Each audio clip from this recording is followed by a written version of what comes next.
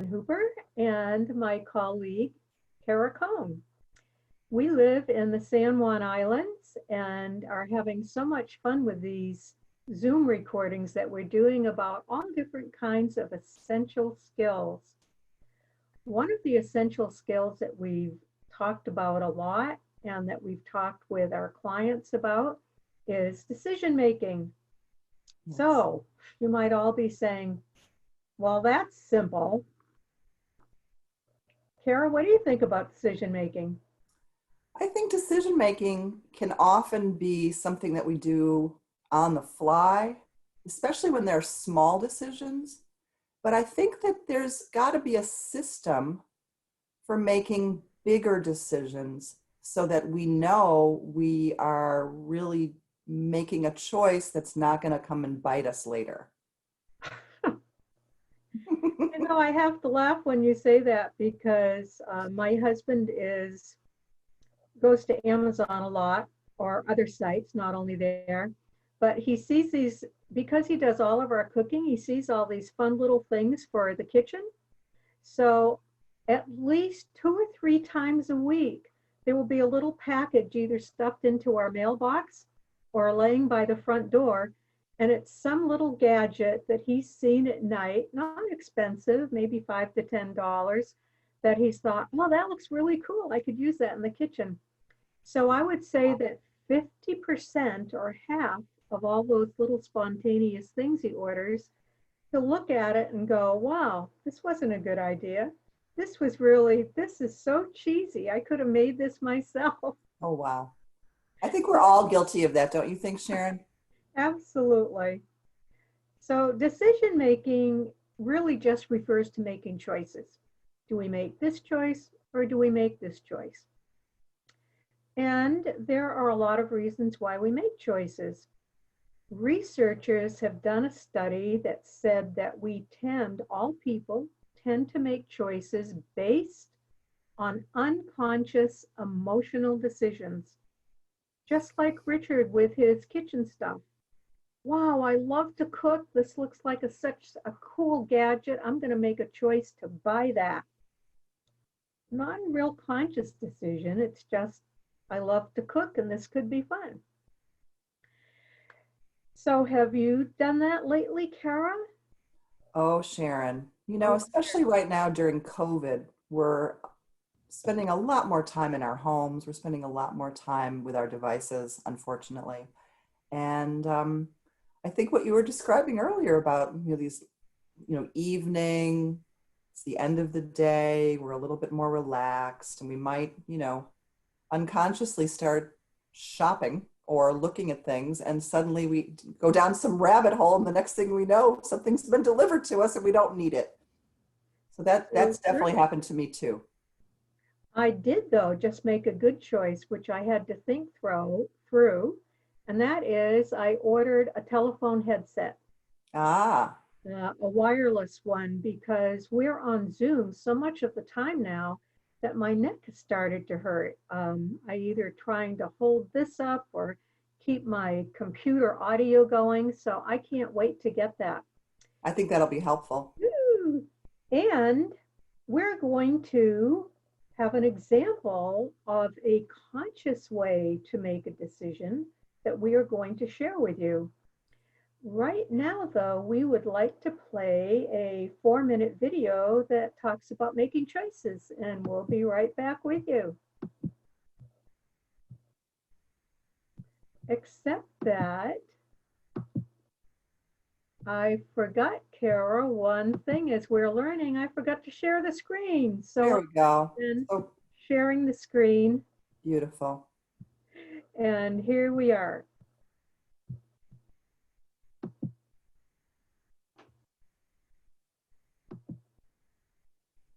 Ways to make a decision. You could flip a coin. You could follow your heart. Or you could just make a choice at random and hope for the best. So Sharon, we're not seeing that video. Could you try again? What? What did we do? We're not seeing the video. I put share screen. I get that. And I made sure that you could share it this time.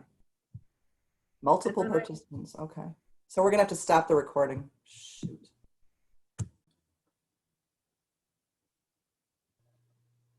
remember, smile. Hi, my name is Sharon Hooper, and this is Kara Cohn.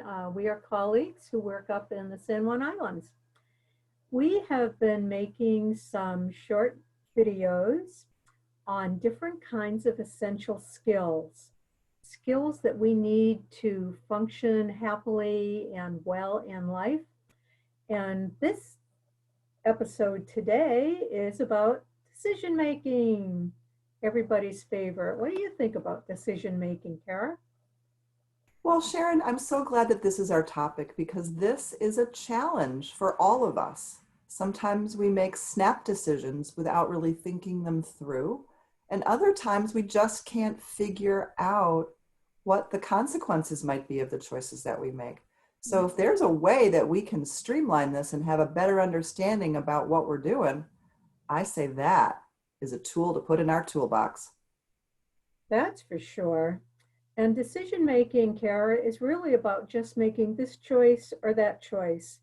This could be a good choice because, this could be a bad choice because. And researchers, after many years of studying thousands and thousands of people making decisions, have come to the conclusion that we make mostly emotional, unconscious decisions, which means that we're kind of making them spontaneously at the drop of a hat without thinking them all through about why we're doing it. Mm-hmm. So in a few minutes, we're going to share a tool with you that should really help you go through the process of consciously making the best decision for yourself. Sharon, I've been using this tool for a while. I'm so pleased that you were able to locate this. And I'm finding that it's not only valuable for all of our clients, but it's also valuable for us.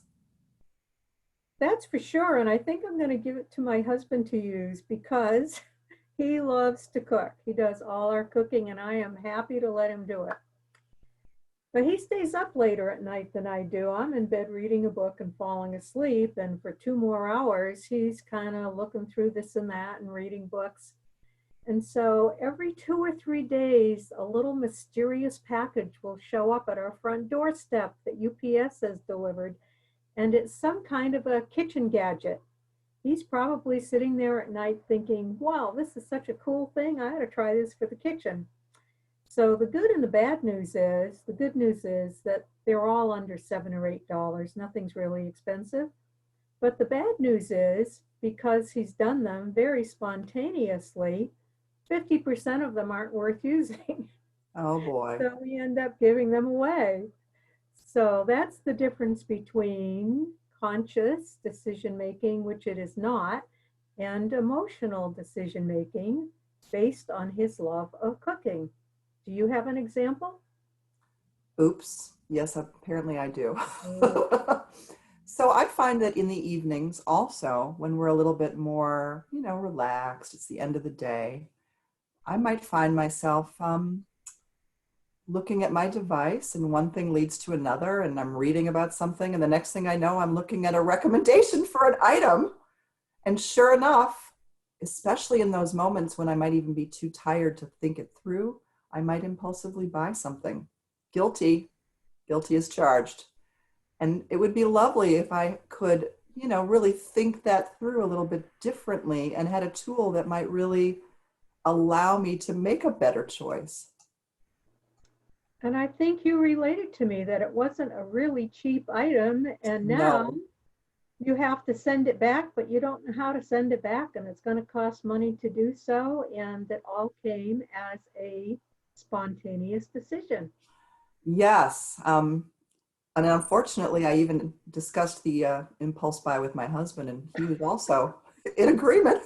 So, yeah, and it's large. I'll admit it. It's a rug, and it's large, and I'm trying to figure out how to return it, and it's not going well. So, yeah, so impulse buying is something that everybody probably does, and that's a great example just for our own understanding, because I know we're all guilty of it.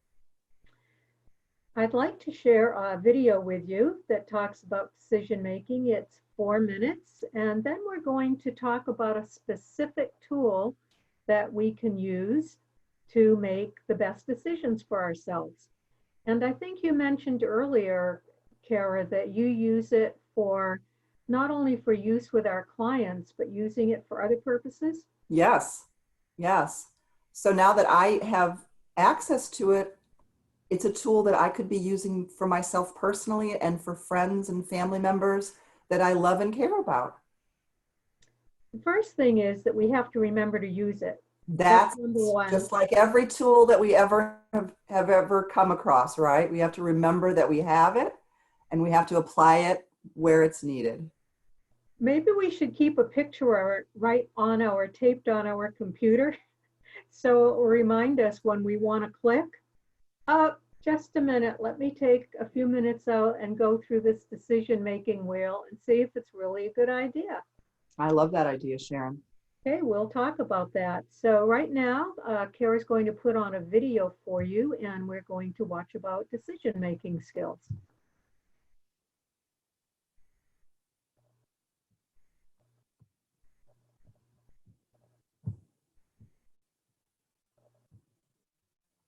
Here we go.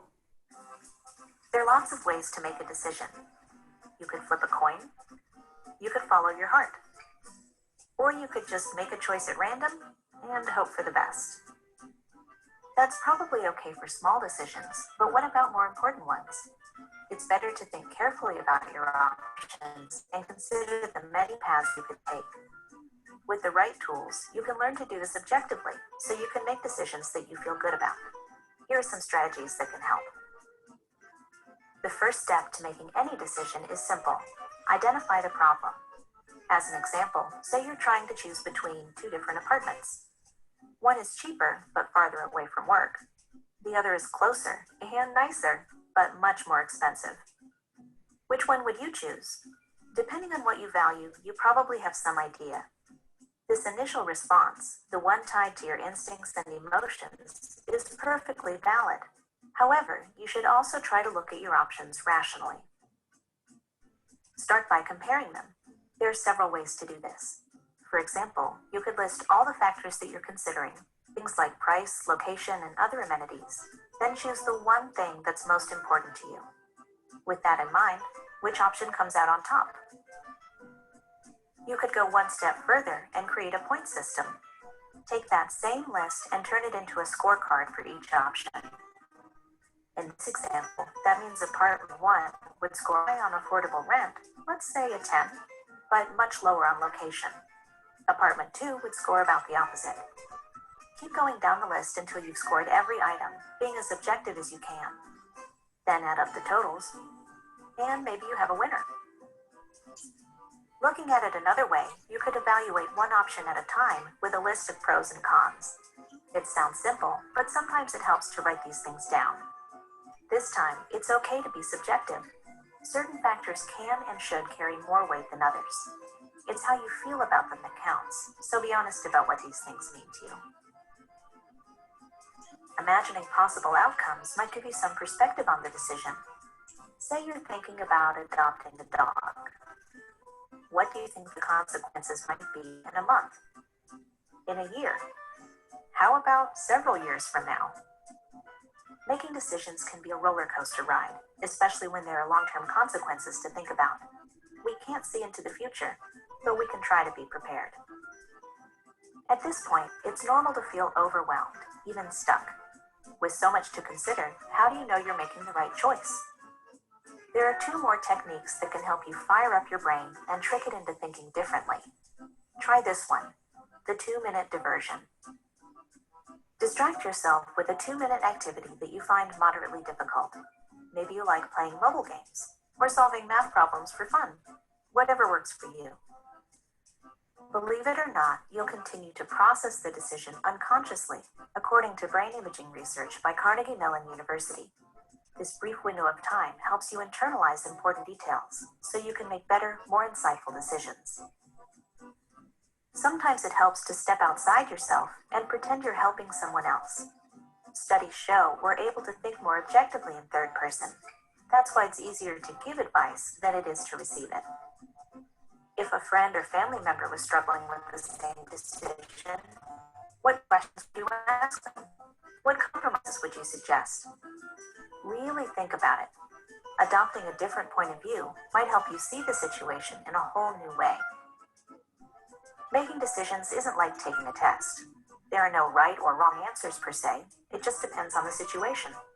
Focus on taking the time to think about your options and what you hope to achieve, so you can feel confident about the choices you make.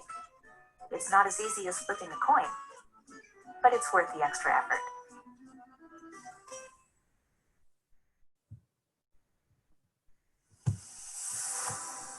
GCF Global, creating opportunities.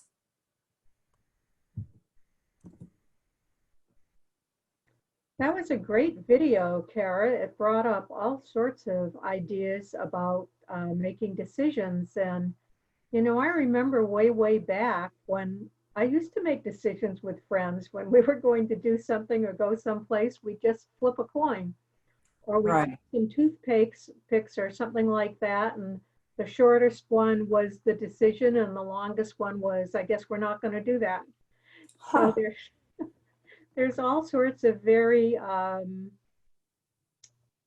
I won't say unhealthy, but unconscious decisions just to take it out of our realm of having to make a decision. Since I can't make a good choice, I'm just going to let this coin figure it out, or this short toothpick, or maybe I'll take the 2 minutes out and decide that, heck, I want it anyway without doing any more thought about it.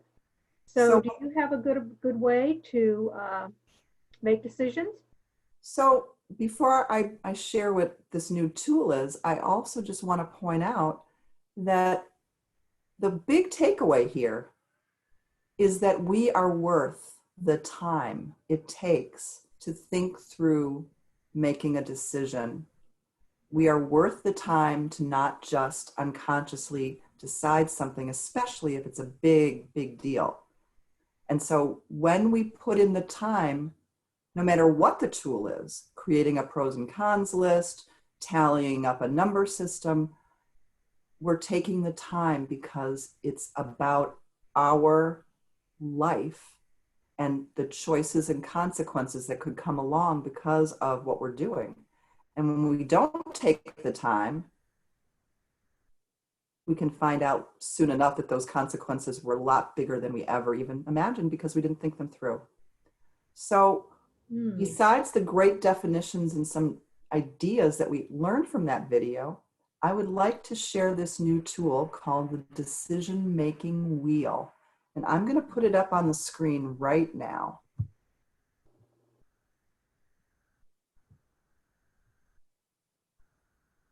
Uh-oh.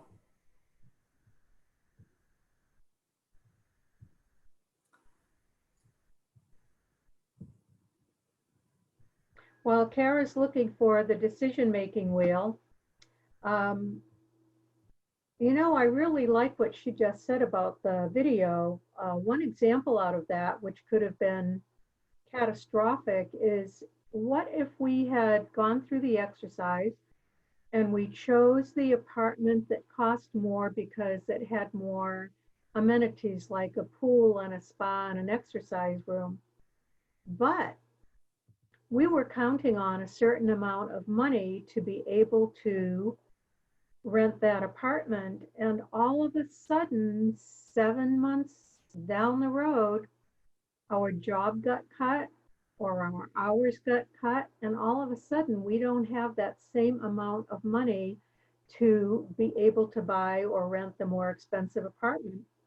So maybe the decision to be a little more careful about not knowing what the future was going to bring, we should have taken the lesser rent, even though it didn't have as many fun things attached to it, but it was closer to work and it was cheaper. So that if we lost our job or had to go on a furlough or something of that nature, or we got sick and we couldn't work for a month, we'd have an easier time of paying the rent rather than the more expensive apartment we chose. So Kara, I see that we have the decision-making wheel up. Yes. So if everybody could take a look and notice that in the center is number 1 for our problem. And so Sharon, why don't we go back and use a hypothetical situation here and use a problem that we can all relate to, such as using the internet inappropriately or spending too much time shopping and buying things that really are not going to serve us. And oftentimes, as we said, that decision has been made unconsciously. So how do you feel about using that hypothetical, Sharon? That's a great example. And I'm going to give this to my husband too. So before we unpack the actual hypothetical problem, let's just take a look at the wheel itself. So as I said, in the middle of our wheel, we have the problem. And then directly to the right, you'll see the word choices. Choices is at the number 2 station. So we're going to identify those choices. And then after we've made that list, we'll move on to number 3. And this is the one we want to spend a little time on, right, Sharon? Because it's hard to project what the consequences might be. But taking a little extra time to think them through really makes sense. Then after the consequences, we want to understand what's the most important to us. What do we value in this situation? And then after we identify that, then we connect our feelings to what we value and what those consequences could ultimately lead to. We could also decide that we just don't have enough information to make a rational, thoughtful decision. So therefore, number 6 is let's get some more information. Number 7 leads us to the next slice of our wheel. And number 7 is, who could we ask for guidance? Who might have a better idea about what could happen or not based on the decision we're thinking through? And then finally, number 8 is the decision itself. We've gone through the wheel and now we're going to pick the choice and stick with it. And then number 9 happens in the midst of that decision. Is something happening that you didn't project? Are there consequences that you couldn't imagine? And so therefore, number 9 helps you to decide whether or not your decision was a good one and what you need to do to course correct even right in the middle of that decision to make the best choice in the moment. And there we have our wheel. Wow. Okay, Kara, I'm going to come up with an example. And let's say that you are the one making the decision, and I will ask you questions about each one. Great. So let's say that the problem or the challenge is, I want to buy a new video game. And you, I know, already have several video games. You've got a stack of them. So let's say the problem is, I want to buy my 12th video game. And it's a problem because my mother is always telling me that I've got way too many video games. The one I want is very expensive. Ooh. And so this is a challenge. How do I make this choice of spending more money or not spending more money and getting my 12th or 13th video game or not getting that 12th or 13th video game? So that's the number 1 challenge is, should I buy this video game? And so I want to point out that what Sharon is saying is really important. Not only are we talking about problems, but also just challenges. They don't necessarily have to be something that's considered a problem, but something that we're just trying to work out. So I'm glad you used both words there, Sharon. Thank you. Well, you know, in coaching, we never talk about problems. We only talk about challenges. Very good. It's always at the top of my mind. It's not a problem. It's just a challenge that we're going to work through and come up with the best solution. Right. So, Carol, let's pretend you are a 19-year-old young man or a 19-year-old young woman who loves video games. And we're going to move to number 2. So, what are your choices around the challenge of buying an extra video game? Do I buy it? Don't I buy it? Okay, if we move to number 3, you have do I buy it or don't I buy it? What are the consequences of buying it and what are the consequences of not buying it? Well, first of all, I'm not even sure how much money I have to put forward towards a video game. So the money piece could be a real problem. As a consequence, if I make a purchase and don't really understand my finances, I could put myself into a real peril. Wow, good consequences to think about. That's kind of a scare right there. I'm going to stop. Now that I think about it, I really need to think through the pros and cons or the consequences of these choices. So let's move to number 4, values. We're going to move away a little bit from the consequences, and we're going to talk about the values that you hold, the things that are most important to you. It could have to do with that specific challenge, and it also might have to do with what's the most important thing in your life right now? What do you value the most? Well, so since this is Essential Skills COVID edition, I want to talk about my value, which is I want to get better at video games because there's not much else to do. But I also really understand that part of the value of this new video game is being able to connect to other people who are playing these video games. And now I'm making new connections and building new friendships. So in this particular instance, connections are really an important value to you. Absolutely.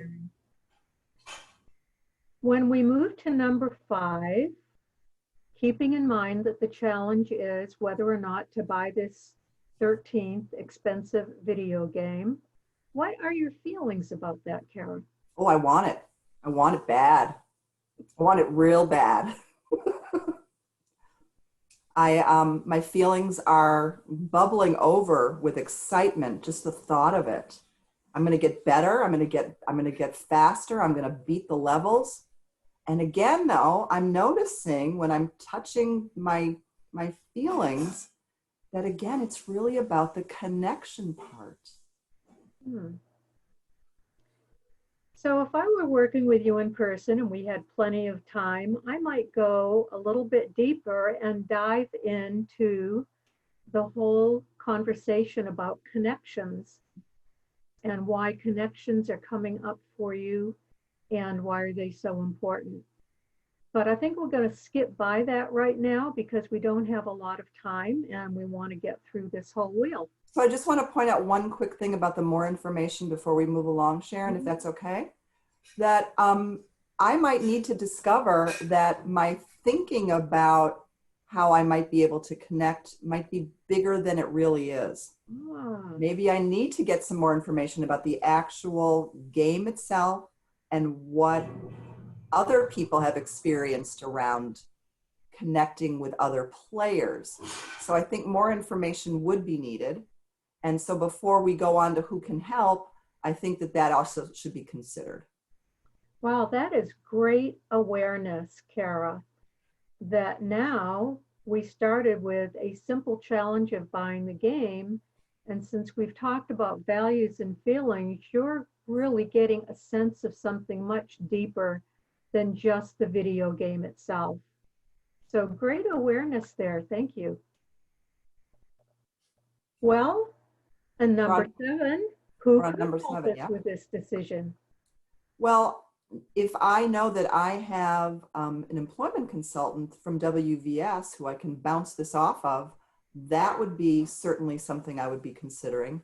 And I would also look at the recommendations around the video game.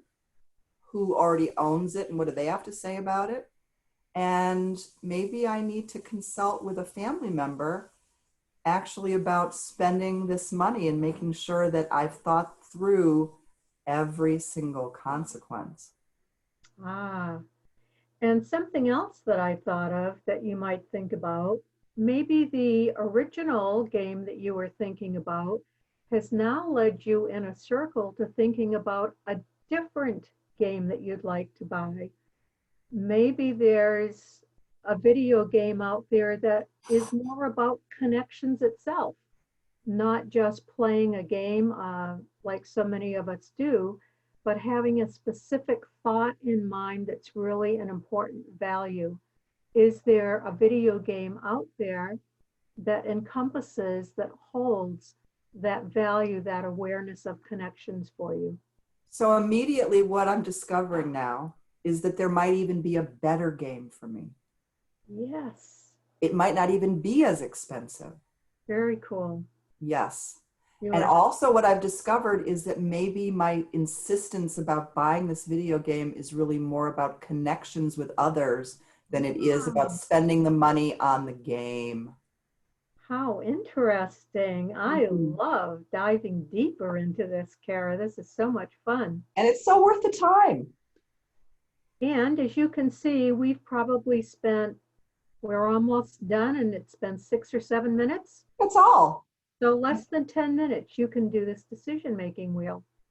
And also when it asks about who can help you, don't be afraid to even start the decision-making wheel. You might want to find a friend, a family member, a Washington vocational support person to actually start the whole process with you. You don't have to do And I this think alone. talking out loud about it is making me think things differently versus if I had done it by myself. So Right. thank you, Sharon. Well, we are already at number 8. So what is the big decision about the challenge of buying a 13th video game? So going around the wheel has made me say, stop. I need Very to cool. think more. I need more information. I need to understand my consequences a little better. And I maybe need to bounce this off somebody else to make sure I don't get myself in trouble. I love all those reasons, Kara. Great decision.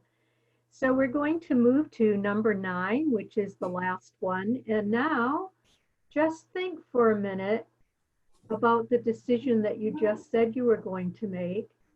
And is that the right decision for you right now? Is that where you want to stop at this moment? I think so. I think so. And then I can move to number 9 once I have more information. Well, that's true. You can include that in the assessment. Right. So what do you think about this whole experience that you just went through? I think it's really invaluable. I cannot imagine making, especially a big decision, without really taking the time to go through each one of these slices of the decision-making wheel. So true, Kara. And we don't need to use this decision-making wheel just for buying things. We can use it to decide, maybe I want to go on a trip. So the challenge is, I live on an island, and the challenge is during COVID-19, should I go to Seattle and spend the weekend with my friend? That can be the challenge or the problem, and then we can go through the decision making. Do you have any other ideas besides maybe going on a trip and or buying something? How else might you use this? Oh, I can imagine it being anything from the tiniest problem, like what should I have for dinner, to maybe I need to move, or maybe I need to explore another career, or maybe I need to explore a new hobby. Some of the bigger things really, really work with this wheel. Very, very wise ideas, Kara. And when I've been working on this myself, I've used it a few times, and I've also used it with several clients. And what I'm trying to do is get the 9 steps so ingrained in my head that I don't maybe even need the decision-making wheel sometimes if I'm on the spot and have to make an on-the-spot decision. Maybe I'm at work and my boss asked me to do something that I've never done before, and I don't know how to do it. And I'm afraid to ask because I'm afraid my boss might get mad at me. Well, if I have these 9 steps fully ingrained in my mind, I can just kind of say, I need 4 or 5 minutes away. I need to think about this. And I just mentally go through these steps in my head and come up with a decision and go back to my boss and say, I could do that, but I need more instruction and I need some support. And these are the things that I need. Excellent, Sharon.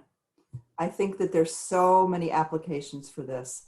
And over the course of time, as we, keep this wheel nearby, we might memorize all of these 9 steps, or we could just keep it near us, keep it on our phones, keep it on our devices, and get it, look at it on the refrigerator, wherever, and know that it's always going to be a tool for us to use. Thank you. And before we close the wheel, I just want to invite all of you, if anybody is interested, to email Kara or me, and we'll send you a copy of the wheel, and you can make lots of copies of it and just keep it handy. In fact, when your mother or father or sister or brother or somebody else in the family or a friend needs to make a decision, you can whip out the wheel and say, guess what? I've got this wonderful decision-making wheel to help you make that decision. Wouldn't that be fun? And I could see their mouths just drop open. I think that's a great, great tool to share with anybody, because we all have to make decisions, Sharon. This has been such a valuable, valuable session, and I just want to say thank you so much. Together, we're learning so many essential skills, especially during COVID. Okay, well, here we are to say goodbye, and we will be back with another Zoom recording on another essential skills, but we're not going to let you know what it is yet. We'll keep you in suspense. If you want to get in touch with Kara or me, Kara's address, Cohn, C-O-H-N, at wvs.org is in front of her picture. And mine is S. Hooper, SHOOPER, at wvs.org. Please don't hesitate to get in touch with us because we would love to be your support team for making good decisions. Thanks, everybody. We'll see you next time. Bye. Thanks so much, everyone. Bye-bye.